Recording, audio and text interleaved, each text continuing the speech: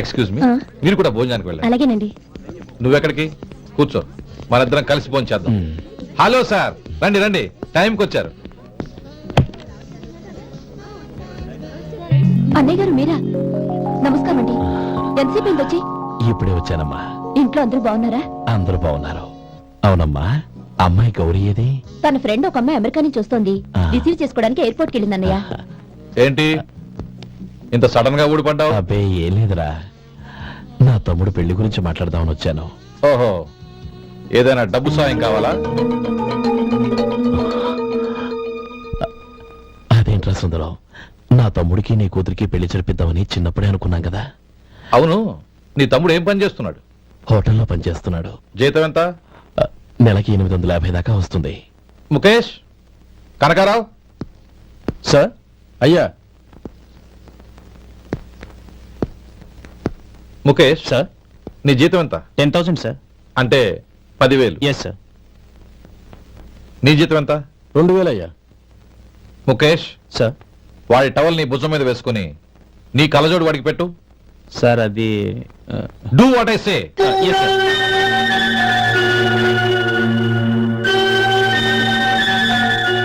ఎలా ఉంది? బాగోలేదు. ఏ? కోటు బూటు వేసుకున్న ఆయన టవల్ వేసుకున్నాడు, పంచె కట్టుకున్న ఆయన కళ్ళజోడు పెట్టుకున్నాడు. తొంతన లేదు కదా. ఇక మీరు వెళ్ళండి. Yes sir. నీ తమ్ముడికి నా కూతురికి పెళ్లి జరిగిందంటే వాళ్ళ జంట కూడా ఇలాగే ఉంటుంది. ఒకప్పుడు నువ్వు నాకు చాలా డబ్బు సహాయం చేశావు, నేను కాదంటం లేదు. కావాలంటే ఆ డబ్బు వడ్డీతో సహా తీసుకో, అంతేకాని ఇలా సంబంధం అది ఇది అని మాట్లాడటానికి ఇంకెప్పుడు నా ఇంటికి రావద్దు. అవతల నాకు చాలా పనులున్నాయి, వస్తాను. ఎలాగో వచ్చావు కాబట్టి భోంచేసి వెళ్ళు. ఒక్క నిమిషం సుందరం గారు, మీరు నా పాత స్నేహితుల సుందరం అనుకుని వచ్చాను. ఇలా డబ్బున్న సుందరంగా మారారని తెలుసుంటే అసలు ఈ పక్కకే వచ్చుండేవాడిని కాదు. కనీసం భోంచేసి వెళ్ళమన్నారు, చాలా సంతోషం. వస్తానండి. వస్తానమ్మా.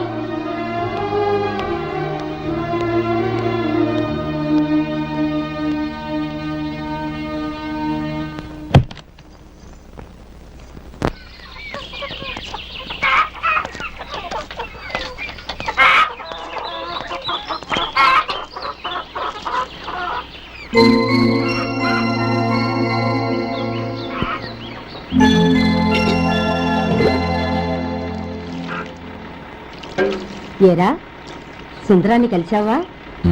ఏమన్నాడు? అమ్మాయి జాతకం ప్రకారం ఇంకో 2 ఏళ్ల వరకు పెళ్లి చేయకూడదంట. దానికి నువ్వేమన్నావు? జాతకంలో అలా ఉన్నప్పుడు దానికి మనం ఏం చేయగలం నానమ్మా? ఎలాగో ఇంతకాలం ఆగేం కదా, ఇంక 2 ఏళ్లేగా. అది నిజమేలే.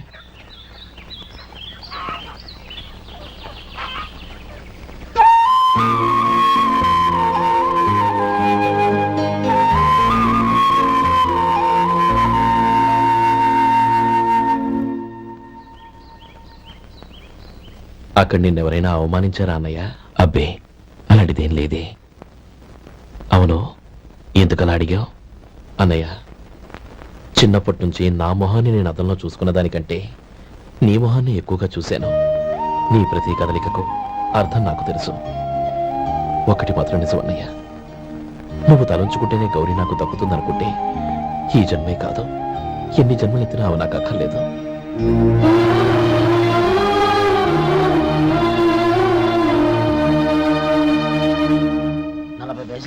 మీ హోటల్లో టిఫిన్లు అన్ని బ్రహ్మాండంగా ఉన్నాయండి. గుడ్, చాలా థ్యాంక్స్ అండి. అంతా మీలా అంటోళ్ళదయ్యా. ఎలా సుబ్బారావు, ఎలా ఉన్నారా? బాగున్నావా? అలాగే మిగతా చిల్లర ఉన్నాయి. మిగతా చిల్లరేంది? మిగతా చిల్లర ఏందంటారండి? 100 ఇచ్చాను కదా, మిగతా చిల్లర ఉన్నాయి. ఏంది జోకులు ఎత్తన్నావా? నీతో జోకులు వేయవలసిన అవసరం నాకేంటయ్యా? నువ్వేమన్నా నా బామ్మర్దివా, బంధువా? మర్యాదగా నేను ఇచ్చిన 100లో నీ 32.5 తీసుకుని మిగతా చిల్లరి. అరే, అసలు 100 రూపాయలు కూడా చిల్లర పట్టావేంటి? నీకేమన్నా మతిపోయిందా? మతిపోయింది నాకు కాదు, నీకు. ఏమండి విన్నారా? ఏమండి, నా బిల్లు 32.5 అయింది. నేను 100 ఇచ్చాను.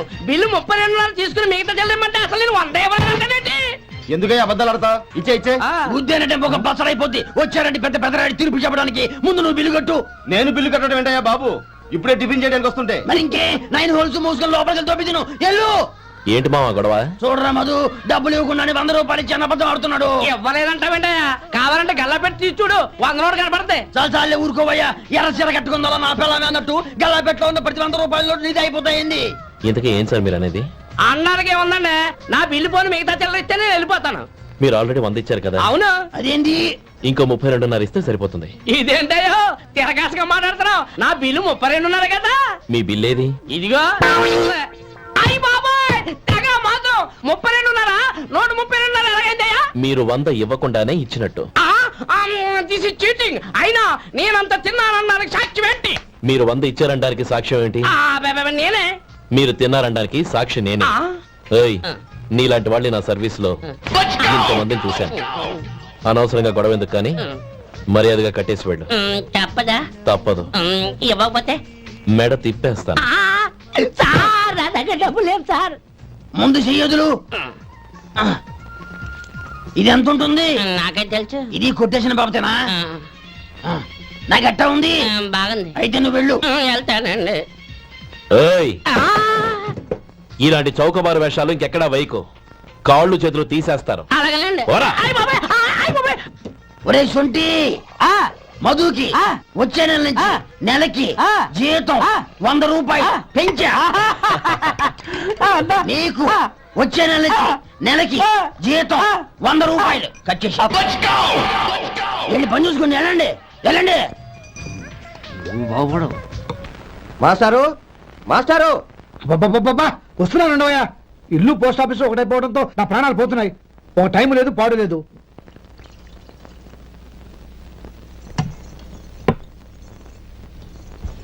ఏమండి, సాయంత్రం అమ్మాయిని చూసుకోవడానికి పెళ్లివారు వస్తున్నారు. అయితే మర్చిపోతారేమోనని. ఎందుకు మర్చిపోతాను? ఇది 36వ సంబంధం. వాళ్ళందరికీ నచ్చంది, వీళ్ళకి మాత్రం నచ్చుతుందా? మర్చిపోతానంట, మర్చిపోతాను. ఏంటో కంగారు? వస్తున్నాను కదా. ఏం కావాలి? 2 ఇంగ్లాండ్ కవర్లు 2 కార్డులు రండి. ఆ. 4:30 ఇవ్వు. ఇవ్వండి. ఇదిగో. అరే గోపాలం, ఏంట్రా బయట నిలబడ్డావు? లోపల రావా? ఏం లేదురా, నువ్వేదో దుమదుమలాడుతుంటే లోపలికెందుకని బయటే నిలబడ్డాను. అవును, ఎవరి మీద కేకలేస్తున్నావు? ఇంకెవరి మీద? నా పీకి గుదిబండ్లా తయారైందిగా నా కూతురు, దాని మీద. ఇప్పటి వరకు దాదాపు 40 సంవత్సరాలు చూశాను రా. వచ్చిన ప్రతి వాళ్ళు ముందు లడ్డూలు తిని బాగుందంటారు, తర్వాత పకోడి తిని బాగుందంటారు, తర్వాత పిల్లలు చూస్తారు, వెళ్ళిన తర్వాత ఉత్తరం రాస్తామంటారు. అంతే. మళ్ళీ తుపాకి దెబ్బ కూడా దొరకరు. కారణం ఏంటో చెప్పరు. అంతా నా కర్మ. ఏ జన్మలో ఏ పాపం చేశానో ఏమిటో. అసలు దీని జాతకంలోనే ఇది చెందిందిరా. ఎవరినన్నా ఏ లాభం? రే, ఏంట్రా ఆ మాటలు? అమ్మాయి బాధపడదు. కొత్తగా బాధపడటానికి ఏముందిరా? తిట్టి తిట్టి నాకు పడి పడి దానికి అలవాటైపోయింది. నా సంగతి సరే, ఏంటి ఇలా వచ్చావు? ఉత్తరం మనీ ఆర్డర్ అంతేగా? రేయ్, నేను ఆ మాట చెప్తాను, నువ్వేమనుకో కదా. భలేవాడివి, చెప్పరా. సంపాదించిందంతా తమ్ముళ్ళకే ఖర్చు పెట్టకుండా నీకంటూ కొంచెం వెనకేసుకోరా. నా గురించి నీకు తెలుసుగా. నా తమ్ముళ్ళందరినీ కష్టపడి చదివించి ప్రయోజకులు చేశాను. వాళ్ళు సంపాదించడం మొదలెట్టాక నా మొహం కూడా చుట్టం మానేశారు. ఇవాళ నా కూతుర్ని కనీసం గుమాస్తాకిచ్చి పెళ్లి చేయలేని స్థితిలో ఉన్నాను. నా పరిస్థితి నీకు రాకూడదని చెప్తున్నాను.